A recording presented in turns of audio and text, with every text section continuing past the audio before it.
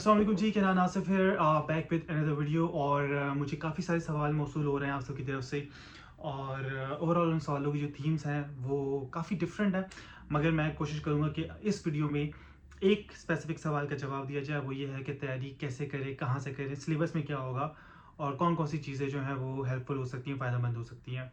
इसके अलावा कुछ सवाल तो हैं अपकमिंग जो मेरी वर्कशॉप है उसके बारे में, तो मैं इंशाल्लाह लास्ट में उस पर भी बात करूँगा। So first thing first, syllabus क्या है। मैं पहले भी बड़ा डिटेल में बता चुका हूँ, मैं एक दफ़ा फिर क्लियरली कम्युनिकेट कर रहा हूँ आपको। सिलेबस आता है अ, आपके एग्ज़ाम की डेट अनाउंस होने पर, ठीक है।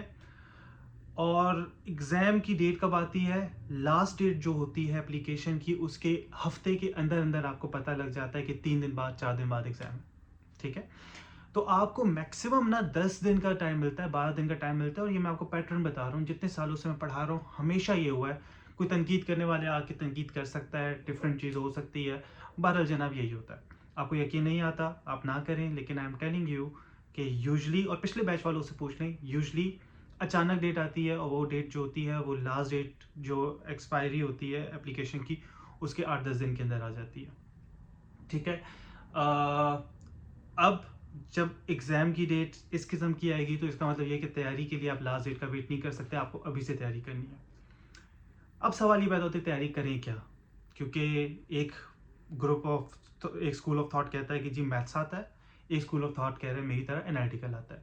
मैं आपको बता देता हूँ, मैंने स्टेट बैंक के 2 एग्जाम्स दिए, एक YPIP दिया, ठीक है, उसमें मैथ्स था। इसके अलावा OG1 मैंने दिया था, वो मैथ्स था। मैंने जब स्पॉट्स दिया तो उसमें एनालिटिकल था। सीन क्या है, स्टोरी क्या है? स्टोरी ये है कि जब ज़्यादातर इंजीनियरिंग स्टूडेंट्स को एलिजिबल करार दिया जाता है तो फिर मैथ्स होता है आमतौर पर, लेकिन वो YPIP में होता है। Spots is more about policy making, तो वो सोशल साइंसेस की तरफ ज़्यादा उनका रुझान होता है, बिजनेस की तरफ ज़्यादा रुझान होता है। उस सूरत में वो मैथ्स को यूज़ करने के बजाय वो एनालिटिकल रीजनिंग को यूज़ करते हैं। बाकी आप छोड़ दें, पिछले साल जो स्लॉट था उसमें भी एनालिटिकल रीजनिंग आई थी, तो मैथ्स नहीं है, एनालिटिकल रीजनिंग है। इसके अलावा अक्सर स्टूडेंट्स कह रहे हैं जी शॉर्ट्स हैं, फिला फला फला, यार वो अलग स्कीम है। स्पॉट्स की आप बात करो तो ये स्कीम जो है ये सिर्फ जो है ये, इसमें बेसिकली आप काम भी स्टेट बैंक में करते हैं। स्टेट बैंक की जो जिली ब्रांचेज हैं, जिसको बैंकिंग सर्विसेज कॉरपोरेशन कहा जाता है, जो स्टेट बैंक की का एक सब्सिडरी है, वहां पे नहीं होती। आप स्टेट बैंक में काम करते हो। स्टेट बैंक सिर्फ एक ही है पाकिस्तान में, कराची में, तो इसका मतलब ये कि आपकी सर्विस कराची में होगी। और ट्रांसफर बहरहाल कोई हो जाए तो हो जाए, मतलब अगर आप खुद इंटर ट्रांसफर मूवमेंट करें, वरना आपके लिए आपका अंडरस्टूड ही होता है कि आप स्टेट बैंक के मुलाजिम हैं, आप काम कर रहे हैं तो कराची में कर रहे हैं, ये बात आपको पता होनी चाहिए। अच्छा, तो सिलेबस क्या है, कैसे तैयारी करनी है? देखिए जी, इंग्लिश है, इंग्लिश में क्या क्या आएगा, सिनोनिम्स एंटोनिम्स आएंगे। उसके लिए क्या करते हैं, GRE हाई फ्रीक्वेंसी वर्ड्स होते हैं, मैं हमेशा अपने स्टूडेंट्स को वो पढ़ाता हूँ, ठीक है। और उसको मसला ये है कि वो 800 हज़ार अल्फाज है, लिस्ट तो आप कहीं से भी कर लेंगे, प्रॉब्लम आती है उसको पढ़ने की टेक्निक्स पर, ठीक है। तो मेमोनिक्स है, इसका की और टेक्निक्स हैं, चाहे इंटरनेट पे ढूंढें, गूगल करें, हज़ारों टेक्निक्स आपको मिल जाएगी कि इनको पढ़ना कैसे, ठीक है। तो we have to work very smart in this regard. दूसरी पैसेजेस होती हैं, कॉम्प्रिहेंशन होती है, वही बात है। और ये एक दिन में, एक आध दिन में पढ़ने वाली चीज़ नहीं, बनने वाली चीज़ नहीं, वो आपकी पिछली सारी एजुकेशन यहाँ पे टेस्ट होगी। तो रीडिंग कम्प्रिहेंशन को देखना है, सिनोनिम्स एंटोनिम्स को देखना है, GRE की वोकैबुलरी को पढ़ लीजिएगा, लॉजिकल रीजनिंग जो इंग्लिश के अंदर आती है यूजली आप उसको देख लीजिएगा, इंग्लिश हो जाएगी आपकी। प्रपोजिशंस या ग्रामर्स ऐसा सच नहीं आते इसके अंदर, ठीक है। NTS के टेस्ट को देखें, NTS का जो टेस्ट का फॉर्मेट होता है वो होता है, और NTS टेस्ट लेता है। ये भी अभी अनाउंस नहीं है, मगर ये NTS लेगा। पिछले साल ये हुआ कि लग रहा था कि शायद NTS ना ले, लेकिन NTS ने लिया था। ओके, ये तो हो गया जनाब इंग्लिश। आ जाती हैं दूसरी चीज़ पर। दूसरा पोर्शन जो है वो मैथ्स नहीं है, एनालिटिकल है। मैं कैसे कह रहा हूँ, मैंने सिलेबस देखा है नहीं, लेकिन पिछले सालों का तजुर्बा है, ठीक है। दूसरी बात ये कि हो सकता है आप इस सोच में पढ़े कि नहीं यार एक काम करते हैं, अभी फिलहाल तैयारी नहीं करते, मैथ्स और एनालिटिकल की जब सिलेबस आ जाएगा फिर कर लेंगे, कहीं तैयारी ज़ाया ना हो जाए। मेरा मशवरा है कि बजाय इसके कि ये सोचो कि तैयारी ज़ाया ना हो जाए, एनालिटिकल को पढ़ना स्टार्ट कर दो। नहीं आया, ठीक है, उसकी जगह कोई और चीज़ आ गई तो क्या होगा, कोई मेहनत ज़ाया नहीं होती। दिमाग पर जो मेहनत लगा ली, इन्वेस्टमेंट लगा ली, वो किधर ज़ाया होनी है, ये आगे जाके काम आएगी, दिमाग तेज़ हो जाएगा, अकल थोड़ी ठिकाने आ जाएगी, थोड़ा सा एनालिटिकल हो जाओगे, तो पढ़ो उसको यार, कुछ मसला नहीं है, कोई मेहनत ज़ाया नहीं होती। मेहनत ज़ाया ना करने के चक्कर में ना हम मेहनत ज़ाया कर देते हैं, हम ज़िंदगी ज़ाया कर देते हैं। अलमिया ये हमारा। तो भाई एनालिटिकल को पढ़ना स्टार्ट कर दें। एनालिटिकल के लिए मैंने फिर कहा है गेट जर्नल की किताब उठाएं, गेट जर्नल नहीं मिलती कोई और किताब उठाएं। मुझसे मत मांगे कि सर आप मटेरियल्स दे दें, नोट्स दे दें, मैं क्यों दूँ आपको यार। आप चाहे इंटरनेट पे गूगल करें, डाउनलोड करें, खरीद लें। नहीं तो यार एक 300 की मिलती है, 300 के बर्गर खा लेते हो बैठ के आप, ठीक है। सवा को इजी लोड पता नहीं आपने कितने कितने का करवाया होगा। तो वो जनाब कोशिश ये करें कि किताब देख लें, कोई ले लें, प्रिंट कर लें, पढ़ लें, डाउनलोड कर लें और वो कर लें। एक और वार्निंग दे दूं, हमारा बच्चा मर जाता है मटेरियल इकट्ठा करने में। उसको लगता है कि मटेरियल जितना ज़्यादा इकट्ठा करूंगा उसमें मुझे कामयाबी मिल जाएगी, कोई ऐसी कमाल की चीज़ मुझे मिल जाएगी कि उससे तैयारी हो जाएगी। ऐसा नहीं होता। ये तैयारियां जो होती हैं ना, ये बेसिकली ये जो MCQs की खासतौर पर किताब होती है, ये प्रैक्टिस के लिए होती हैं, ये सीखने के लिए नहीं है भाई। सीखा कहीं और से जाता है, ये सिर्फ प्रैक्टिस है कि क्या जो चीज़ें मैं कर रहा हूँ, जिस एंगल से मैं क्वेश्चंस को अटेम्प्ट कर रहा हूँ, वो वैसा हो रहा है या नहीं हो रहा। That's it. ऐसा थोड़ी है कि किसी एक किताब से क्वेश्चन आ जाएगा। ये प्रॉब्लम होती है जब इवन मुझसे भी स्टूडेंट्स बात करते हैं, तो प्लीज़ डोंट डू दिस। तीसरा मैं फिर कह रहा हूँ analytical, sorry, general knowledge. General knowledge पूरा समंदर है। करंट अफेयर्स को देखना है, पाकिस्तान अफेयर्स को देखना है, bank economics, economy of Pakistan को देखना है, बैंकिंग को देखना है। अब आ जाते हैं इनके मेन कंपोनेंट्स पर। पहली चीज़ है जनरल नॉलेज। जनरल नॉलेज अक्सर लोग कहते हैं नहीं आती, लेकिन भाई बात यह है कि करंट अफेयर्स है, पाकिस्तान अफेयर्स के नाम पर जनरल नॉलेज आ जाती है, ठीक है। तो आपको जनरल नॉलेज देखनी है। जनरल नॉलेज में दो चीज़ें होती हैं, एक होती है स्टैटिक जनरल नॉलेज, एक होती है dynamic general knowledge. Static general knowledge वो है जो दुनिया से लेकर अब तक हमेशा एक ही रही है। दुनिया में मिसाल के तौर पर कितने ममालिक हैं, दुनिया का सबसे ऊंचा पहाड़ कौन सा है, दुनिया में सबसे गहरा मकाम कौन सा है, आपको कुछ भी इस किस्म की जो चीज़ें, ये स्टैटिक जनरल नॉलेज कहलाती है। ये सीख लो, ये कहीं भी काम आएगी। डायनामिक जनरल नॉलेज जो है वो थोड़ी बहुत कहीं ना कहीं चेंज होती रहती है। आज दुनिया की सबसे ऊंची बिल्डिंग जो है वो बुर्ज खलीफा है, उससे पहले शायद उसके बाद अभी सऊदी अरब में खाली उससे ऊंची बन रही है, उससे पहले वर्ल्ड ट्रेड सेंटर था, ठीक है। वो चेंज होता रहेगा, वो फिर आपको थोड़ा सा वो देखते रहना। जनरल नॉलेज बहुत इंपॉर्टेंट है, उसको देखें। और उसको भी खुदा के लिए जो बच्चे पढ़ते हैं ना MCQs की किताबों से, मेरा दिल कहता है या तो मैं अपना सर फाड़ दूँ, उनका तो मैं नहीं फाड़ सकता। It doesn't happen this way.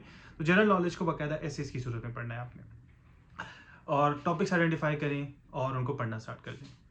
Current affairs के लिए भी मैं आपको ये मशवरा दूंगा, करंट अफेयर्स और जनरल नॉलेज को एज अ मिक्स पढ़ना स्टार्ट कर दें। हर करंट अफेयर को अपनी डायनेमिक जनरल नॉलेज के तौर पर पढ़ें। अगला जो है स्टेप वो है इकॉनमी ऑफ पाकिस्तान का। इकॉनमी ऑफ पाकिस्तान में आपको पाकिस्तान की इकॉनमी को समझना है, इसके जनरल स्टैट्स को पढ़ना है। इसके लिए क्या है कि इकोनॉमिक सर्वे ऑफ पाकिस्तान के पहले 2 चैप्टर्स जो हैं, पहला चैप्टर एक ओवरव्यू वाला चैप्टर, एक हाईलाइट्स वाला चैप्टर, इन दोनों को ना थोड़ा सा कर लें। अब इसमें फैक्ट्स फिगर्स बहुत ज़्यादा है, उसको भी पढ़ने की टेक्निक्स हैं, वो फिर आपके स्मार्ट वर्क पे डिपेंड करता है। मैं अपने स्टूडेंट्स को बेसिकली माइंड मैप्स वगैरह बनवा के देता हूँ, उससे जो है ना वो चीज़ हो जाती है। दूसरा ये कि मैं स्टूडेंट्स को कोलैबोरेट करवा देता हूँ कि यार आप इस चीज़ के माइंड मैप्स बनाएं, आप इस चीज़ के माइंड मैप से नोट्स बनाएं, और वो फिर आपस में कोलैबोरेट कर लेते हैं, चीज़ें आसान हो जाती हैं। इसके अलावा बैंकिंग है, आपको BCom लेवल की बैंकिंग जो है उसके बारे में पता होना चाहिए। और जो FA लेवल पर मैक्रो इकोनॉमिक्स आती है ना, वो थोड़ी बहुत आपको होनी चाहिए। उसके लिए भी आप इंटरनेट पे जाएं, 100 नोट्स हैं यार, 1000 चीज़ें। प्रॉब्लम ये नहीं कि क्या पढ़ना है, प्रॉब्लम ये है कि पढ़ना कैसे है, ठीक है। तो वो फिर ये कि आपको स्मार्ट वर्क करना पड़ेगा, टेक्निक्स देखनी पड़ेगी। यूजुअली ये होता है कि मतलब बेसिकली मेरी जो वर्कशॉप होती है, मैं उसमें भी यही करता हूँ कि मैं प्राइमरीली मैं सिखाता नहीं हूँ बैठ के भाई। मैं 4 दिन में 5 दिन की वर्कशॉप में मैं पूरी दुनिया की नॉलेज आपको नहीं दे सकता, लेकिन मैं ये कर देता हूँ कि यार इसको ना ऐसे पढ़ना है, इसको ऐसे पढ़ना है, इसके लिए ये टेक्निक है, ये वाला तरीक़ाकार, ऐसे करोगे तो ये जो पढ़ लिया ये भूलेगा नहीं, XYZ, ठीक है। तो मैं बेसिकली उस चीज़ के ऊपर काम करता हूँ, उस चीज़ पे फोकस करता हूँ, क्योंकि वक्त कम होता है, मुकाबला सख्त होता है, ठीक है।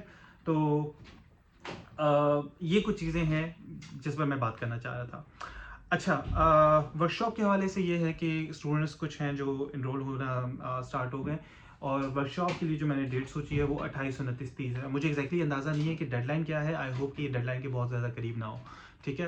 अगर डेडलाइन के बहुत करीब है ये, तो फिर हो सकता है कि ये डेट्स आपके लिए फिजिबल ना हो। लेकिन मेरी मजबूरी ये है कि मैं चूँकि ख़ुद अपनी पढ़ाई में मसरूफ़ हूँ, और मेरे पास थोड़ा सा एक फारिग वक्त जो आ रहा है वो यही इन 2-3 दिनों में आ रहा है, ठीक है। वरना अगले 2-3 हफ्ते मेरे बहुत ज़्यादा बुक्ड हैं। तो आप 2 काम कर सकते हैं, या तो ये है कि आप जो 27 के बाद मेरी वर्कशॉप है 28, 29, 30 को, आप उसमें एनरोल हो सकते हैं, और आप तब लाइव क्लास ले सकते हैं, ठीक है। लाइव क्लास का फ़ायदा ये होता है कि आप डायरेक्ट क्वेश्चन आंसर्स कर सकते हो, कहीं भी आपको कोई कन्फ्यूजन है तो आप उसका पार्ट बन सकते हो।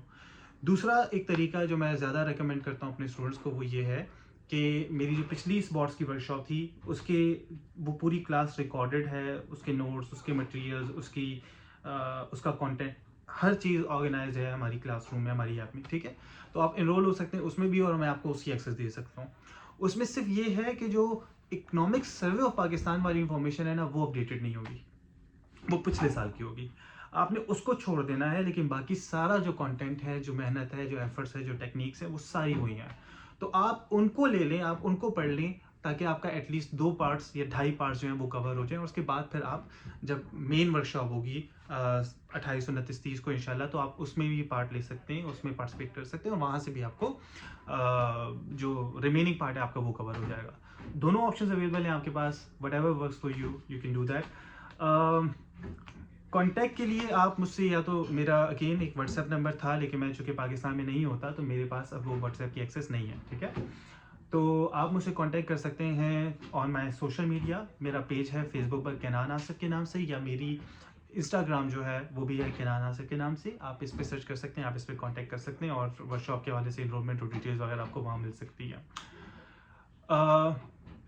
I think these were the main की क्वेश्चंस कि क्या पढ़ना है, क्या सिलेबस है। आई होप कि इसके आंसर्स आपको मिल गए हैं। तो गैट जर्नल की किताबें देख लें, GRE हाई फ्रीक्वेंसी की बुक्स देख लें, इंटरनेट से मटेरियल्स को स्पेशली जनरल नॉलेज के लिए यूज़ करना स्टार्ट कर दें। pakmcqs.com एक बहुत अच्छी वेबसाइट है, उससे MCQs को आप देख सकते हो जनरल नॉलेज के लिए। लेकिन मैं फिर कह रहा हूँ, ये ऐसा नहीं है कि आपने इस वेबसाइट से क्वेश्चन पढ़ा और वो नॉलेज में आपकी बैठ गया और आपने जाके कर लिया। आप पढ़ के गए कि जी पाकिस्तान का सबसे बड़ा डैम कौन सा है, ठीक है, वहाँ पे सवाल आ जाएगा कि मिसाल के तौर पर मंगला डैम की या तरबेला डैम की कैपेसिटी क्या है, ठीक है। MCQs हूबहू कॉपी पेस्ट नहीं होते, तो उसको पढ़ने का एक तरीका होता है। आप MCQs को सिर्फ आइडियाज़ या थीम्स के तौर पर लेते हो कि यार अच्छा K2 पे सवाल आया है, तो K2 की इस MCQ में K2 की हाइट थी, तो जो मुझसे MCQ होगा उसमें हाइट भी पूछ सकते हैं, लोकेशन भी पूछ सकते हैं, किस पहाड़ी सिलसिले में आता है वो भी पूछ सकते हैं, K2 और हिमालय में डिफरेंस क्या है उनके पहाड़ी सिलसिलों में, आप उसको पूछ सकते हो, या कोई इससे रिलेटेड सवाल हो सकता है। आपने K2 को नहीं देखना कि K2 के बारे की हाइट पूछी गई। K2 को आप एक थीम का पार्ट लो जो है पहाड़ी सिलसिले। अब पहाड़ी सिलसिलों में हिमालय का पहाड़ी सिलसिला, कराक्रम का पहाड़ी सिलसिला, दुनिया की 10 चोटियों में से 8-9 जो है, 10 जो है वो कौन कौन से पहाड़ी सिलसिलों में है, और दुनिया की सबसे ऊंची पहाड़ी चोटी का नाम तो ये है, लेकिन नवी जो है वो कौन सी है, XYZ, इस किस्म के सवाल होंगे। तो take MCQs as themes, this is the most important thing. बाकी इंशाल्लाह मौका मिला तो मैं जनरल नॉलेज के हवाले से आपको एक छोटी सी आउटलाइन दे दूंगा कि अगर मैं आपकी जगह होता और मुझे अभी इन दिनों में तैयारी करनी होती तो मैं जनरल नॉलेज को कैसे पढ़ता। I hope this helps. Thank you so much.